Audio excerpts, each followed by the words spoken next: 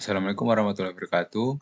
Eh, saya Framudin Psikolog dengan NIM 224100033. Di sini saya akan presentasikan ulangan tengah semester, yaitu eksperimen pengujian backtracking tool pada defect prediction.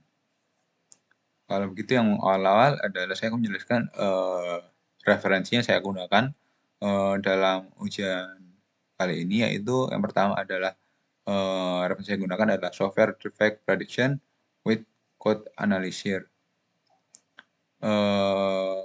data collection tool demo, yaitu yang dikarang oleh Goran Mausa, Tigana Linac, dan Bojana Dalbello.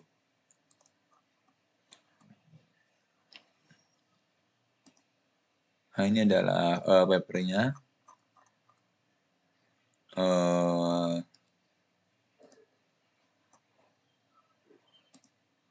Lalu berikutnya adalah comparative analysis of backtracking tool yang dikarang oleh Sweta Bajania, Sujata, dan DSJ. Yaitu ini adalah papernya.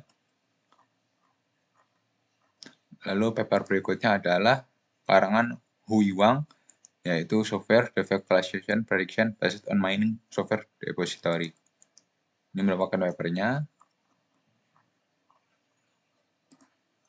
Lalu awal adalah pengenalan. Yang pertama adalah defect merupakan kecacatan yang biasa ditemukan dalam sistem. Itu berasal dari desain, manufaktur, atau hal lainnya. Defect pada software ini mengganggu baik user maupun developer, juga mempengaruhi kualitas perangkat lunak, serta menaikkan cost dan juga memperlambat proses development. Untuk mengatasinya kita perlu melakukan software defect prediction. Dalam kutipan saya ambil dari software defect classification prediction based on mining software repository tahun 2014, semakin kompleks modul, maka akan semakin banyak bug. Kita dapat mengambil data histori dan menggunakan matriks data lainnya untuk membantu prediksi software defect dan memutuskan modul mana yang defect prone. Dengan menggunakan software prediction, tim dapat mengurangi cost yang diperlukan dan mengalokasi dana serta meningkatkan kualitas software. Hal lainnya yang dapat membantu menemukan mencari defect prediction, yaitu menggunakan alat bantuan seperti bug tracking tool dan bug collection tool. Tool ini membantu memprediksi defect yang sudah pernah terjadi sebelumnya. Dan fungsi utamanya adalah standarisasi dan otomasi koleksi data SDP. Nah, ini adalah ringkasan dari koleksi tool yang saya kumpulkan di sini.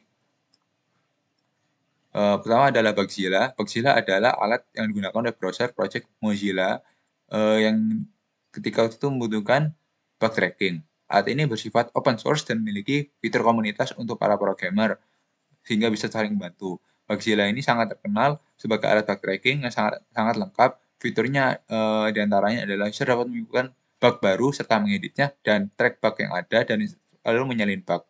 Lalu fitur yang umum adalah Advanced Search yang dilengkapi dengan kelengkapan yang sangat lengkap. Lalu yang kedua ada Eventum. Eventum ini adalah perangkat lunak yang berbasis PHP yang dibuat oleh tim mengembang perangkat lunak MySQL yang tujuannya adalah untuk pelacakan masalah dan mendukung banyak fitur. Mudah dimengerti dan ramah pengguna, lalu juga ini dimanfaatkan secara internal dan menghasilkan keluaran andal. Lalu ini dapat digunakan oleh banyak orang serta departemen dalam organisasi yang sesuai dengan kebutuhannya. Damatis yaitu software bug tracing berbasis web open source yang gratis dan dapat diunduh dengan mudah. Ini dikembangkan akhir tahun 2000 dan dapat digunakan oleh beragam project software developer. Lalu juga ini ditulis dengan menggunakan bahasa PHP dengan dukungan backend MySQL, MS SQL, Proxy SQL, dan juga web server serta report yang dihasilkan akan menjadi Excel, Word, atau CSV. Lalu perbandingan masing-masing bug tool. Di sini saya ambil dari comparative analysis ya tabel di bawah berikut ini. Jadi berdasarkan rangkuman mengenai perbandingan keunggulan dan kekurangan. Jadi di sini yang paling banyak keunggulannya adalah Bugzilla. Dengan fiturnya ada Advanced Search, Excellent Security, Time Tracking, ML Verification, Multi-Language Support, Custom Field, dan Custom Workflow, Track Duplicate Issue, lalu ada Integrated Wiki dan Chat, dan Multiple Data Support. Jadi dari sini tuh yang paling mendominasi adalah Bugzilla. Jadi saya di sini akan menggunakan Bugzilla sebagai, eksperimen uji coba, poin positifnya dan, mengenai apa hubungannya terhadap mengenai bug tracking terhadap defect prediction. Lalu saja pertama kita tahap instalasi, ikuti saja untuk website berikut ini yang paling yang dibutuhkan, adalah GitHub, lalu juga kita bisa menggunakan, eee, Perl, Strawberry Perl.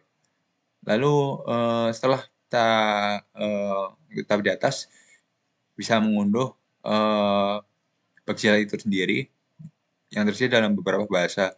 Lalu, setelah mau ke tahap di atas, jalankan saja, Bugzilla-nya dan buat akun terlebih dahulu, sehingga akhirnya nanti akan tampil seperti ini. Nah, ini sudah dijalankan, lalu, eee, dalam singkat waktu, lalu, saya menguji untuk masukkan bug report. Yang pertama adalah klik file a bug, lalu nanti akan muncul kelas yang, harus dipilih.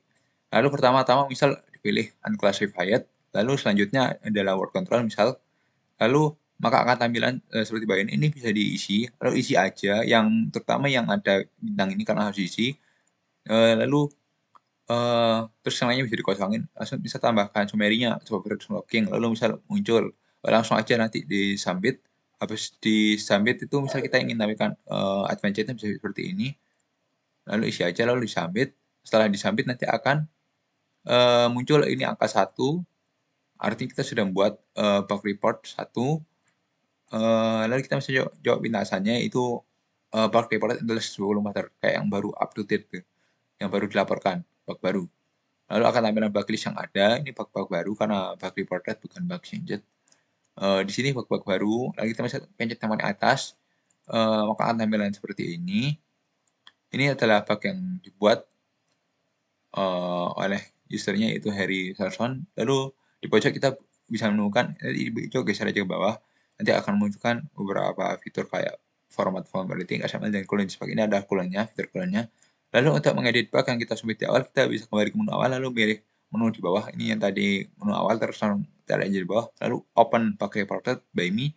Nah, ini satu yang tadi satu kita buat. Lalu akan tambah seperti di bawah. Jika ingin mengubah atau tidak ada yang berubah, save change saja. Lalu, saya mendapat kesimpulan setelah mencoba Bugzilla ini. Eee, menurut pendapat saya, berdasarkan eksperimen dan data yang saya peroleh tadi, berdasarkan penggunaan Bugzilla eee, dan jurnal dan paper yang saya temukan, yaitu, Bugzilla ini dapat membantu menggali pengalaman serta pemecahan dari suatu defect yang ada. Lalu, alat ini akan berjalan sangat baik terutama sebagai tim. Dapat digunakan untuk report bug sehingga defect dapat diatasi oleh tim tersebut. Lalu bug tool tidak ada hubungannya langsung dengan defect prediction, tetapi itu dapat menjadikan media untuk mengatasi serta, mempelajari bug yang sudah ada. Jadi kita bisa saling sharing gitu dan menyelesaikan bersama programmer lainnya.